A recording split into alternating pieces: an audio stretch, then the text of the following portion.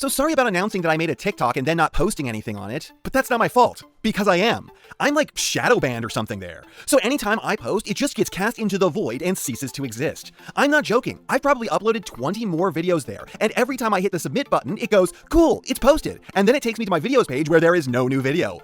You know, considering how big that godforsaken piece of shit site is, I kind of thought it'd be, functional? Serves me right for trying to join the Zoomer site. It can smell the millennial on me. Oh, I also made good on my word last week and cleaned up my desktop. It took me 2 hours because it was so fucked up. I'm not joking. Some of the stuff I'd saved on there was from 2012.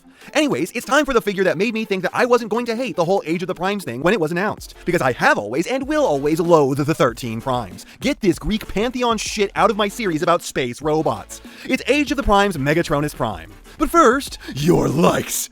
Please give and maybe subscribe.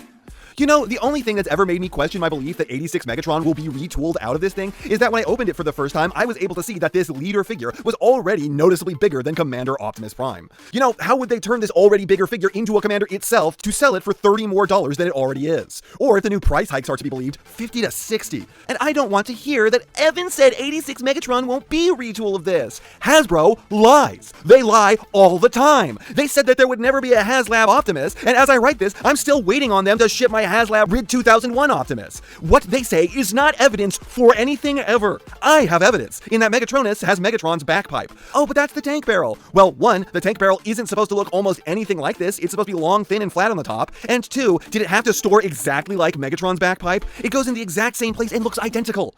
Also, the tank mode doesn't look anything like it's supposed to. But I digress. This figure is actually sick as hell. It's a monstrous beefcake looking like what if the evil Furtis from Home Alone had a robot mode. And I don't think that's a joke. I think that's probably exactly the inspiration for this design, and it rocks. This really does have the vibe of a demon who's ripped his way up from hell through pure brute force. And this thing is big. For modern leaders, the only figures that were bigger were the 86 Dinobots. You just don't expect this size anymore. With the vibe, the scale, and the jacked nature, this is what Legacy Tarn should have felt like. That thing was so skinny and wimpy feeling, when Tarn is supposed to be a guy who can rip Grimlock apart with his bare hands. This was not a fair fight. Grimlock could pick him up and juice him over his head like a ripe grape. This is absolutely a fight that's going to put Grimlock on the back foot. There's less paintwork than you might think, but they used the sharp accents of yellow that pop from the black covering him to really break up the color layout.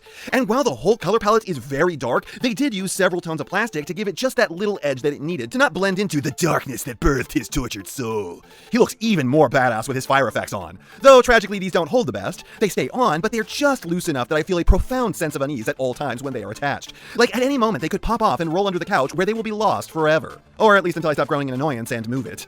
And the quality control is really pretty good. There are a few joints that feel inconsistent, so they stand out, but on the vast majority, the connections are sturdy. Though even in the sturdy ones, there are a few that feel a bit gritty. Like the shoulders are relatively loose out to the side, then they hit this point where they completely want to stop, and once you push past that, they are similarly loose from here to here. It's good, but strange. Now, the head leaves me a little bit wanting. The sculpt is great. It looks so cool and mean, but why did you guys spare the brush on the mouthplate? This needed that shiny purple that you can find on his forehead, or some gunmetal gray on it. I still love how it feels like an evil jack-o'-lantern came to life as a death mech, but the way it blends in with the rest of the helmet robs it of some real punch. It's not a bad head by any stretch of the imagination, but I can easily see where it could have rocked, and I lament the fact that I live in the Berenstain universe rather than the Megatronus has a purple mouth universe. Also, I appreciate the fact that they didn't do the whole stupid the Decepticon logo is based on Megatronus' face bullshit. Really, this feels more like an extremely evil version of Optimus. I approve of Optimus, but a Hateful Barbeque far more than just black and teal Nemesis Prime. It's got Soundwave's forehead for a touch of flair, and yes, I know that Soundwave is the actual basis for the logo. This doesn't mean that this counts as being the progenitor of the Deceptibadge. So if we are going off the robot mode alone, the vibe sells this dude. This thing looks badass to the nth degree, and they didn't phone in the quality, nor did they phone in the accessories, which again, makes me question if I'm right, because how can they really upgrade this thing to make it a commander when it's as big as it is, and it comes with this much stuff? What, would Megatron have to come with a whole other Megatron that actually transforms into a gun like we want just to justify it? For starters, he has his flame effect pieces. They're cool, they go pretty much wherever you like on any figure, but I already talked about them and their flaws. Then he has his fusion cannon. No, I'm not calling it the Requiem Blaster. It's blast effect compatible, truly what these pieces were made for. Backpipe, shoulder thingies where one of them comes separate in the box, and then he has his sword and spear.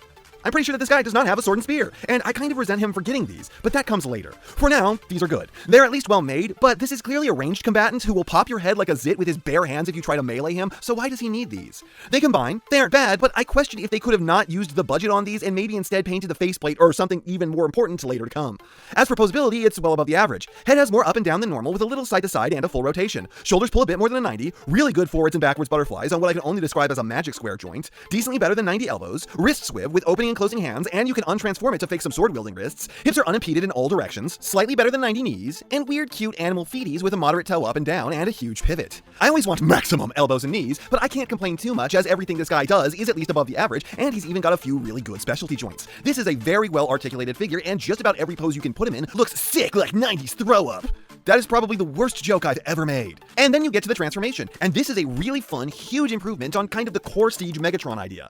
I would say that basically none of this is the same as that figure, save for maybe the thighs, but they had that thing in mind when they came up with this. It moves well, everything converts in these big, satisfying chunks. It's cool how parts convert in ways that leave them still visible but almost unrecognizable. The whole thing is just so much more thoughtful and interesting than the Siege Megatron ever was. And then you get to the final steps of it, and the whole thing is fucking ruined. I cannot describe to you how shitty the last minute or so of this transformation feels. And I say minute when it should be second. The final step is such a pain in the ass to get the arms to sandwich with a fusion cannon. How is it that a figure that came out 6 years ago did this with no issue? But now this is one of the worst steps in any transformation in the history of the franchise. Let's start off with the simple fact that there's more parts forming than ever because fuck you!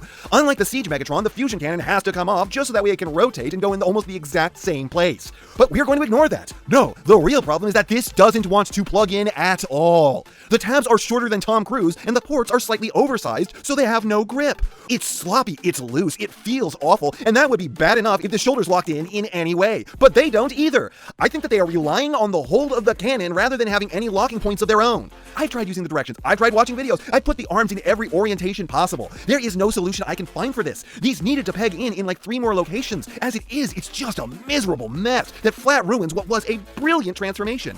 And the alt mode ruins what was a brilliant transformer. What the ever-loving fuck is this?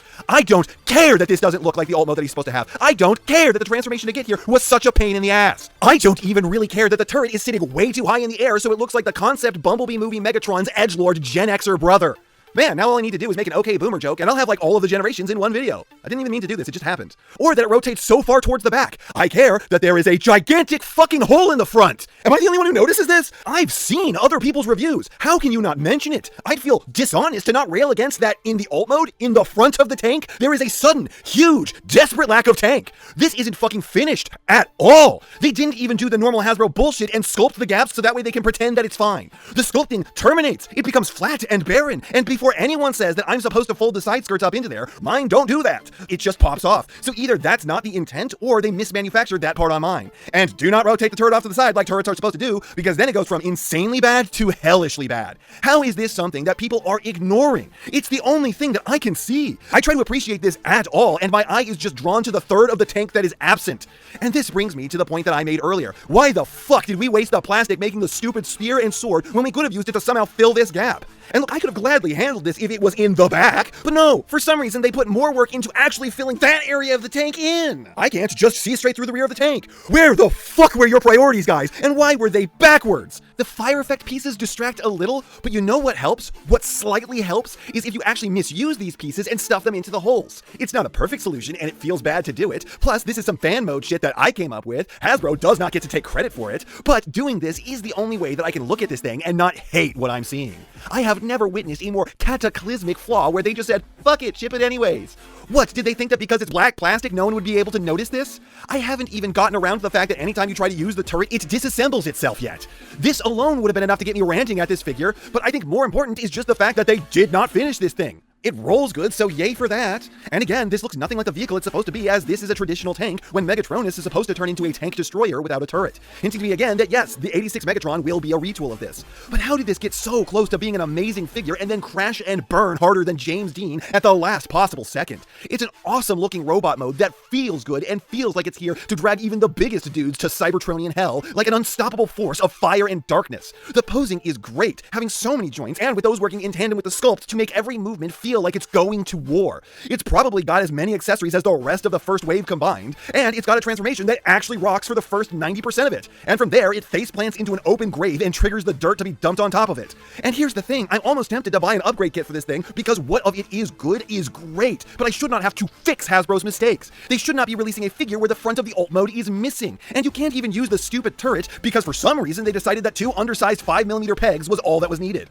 I'll tell you exactly what this feels like. It feels like they ran out of budget budget and they shipped it anyways, rather than downscaling the figure just a tad so that way they had the money to fill in those gaps. Because it's gotta be a commander eventually, so they just left it the size that it was and washed their hands. Especially when there are what looks to be tab slots in the arms that should link up with the rest of the fusion cannon, but there are no corresponding tabs on the cannon itself. And maybe I'm wrong about that, but what other explanation is there if that's not it? The robot mode is awesome. The robot mode rules. And if you want just the robot mode, then this is a serious recommend. It's expensive as hell for that, but it is a real recommend. But if you want a Transformer, they flat out did not finish it, and then they flipped you off and told you to pay them anyways. God, I liked so much of this thing. I wanted to love it, and it really does help that I figured out how to fit those fire effects in there, but I can't just give them a pass when they didn't sell us a completed figure. Maybe if it was only visible when the turret was turned, I wouldn't have had an issue with it, but it's literally in front of that. It's visible at all times. I'm torn on this thing. I am violently torn, because what's good about it, I love, but what's bad about it is unforgivable. I won't tell you to stay away, but know what you're buying. And before we go, let's thank a channel backer. And this time it's Fatal Error with T30 Whirl. A very solid pick. Whirl is just one of the Transformers' glorious weirdos. A guy who looks more like a transforming mecha from Robotech rather than a Cybertronian, for obvious reasons. And that figure is one of the most interesting to come out of the entirety of the Thrilling 30. A faithful, outlandish helicopter mode made of squares, with all of the guns and a really interesting transformation. This was one of the earliest figures I picked up when getting back into the Transformers back in like 2017, and it has always had a really secure place on my main shelf ever since. And that's not half what I have to say, but it's enough what I have to say. And I know, you know, what everyone else tells you to do at the end of these videos. So, if you liked what you saw here, please do that. And if you'd like to take it a step further, then please share this video with any friend you think may be interested. I hope you all enjoyed listening to me waste your time.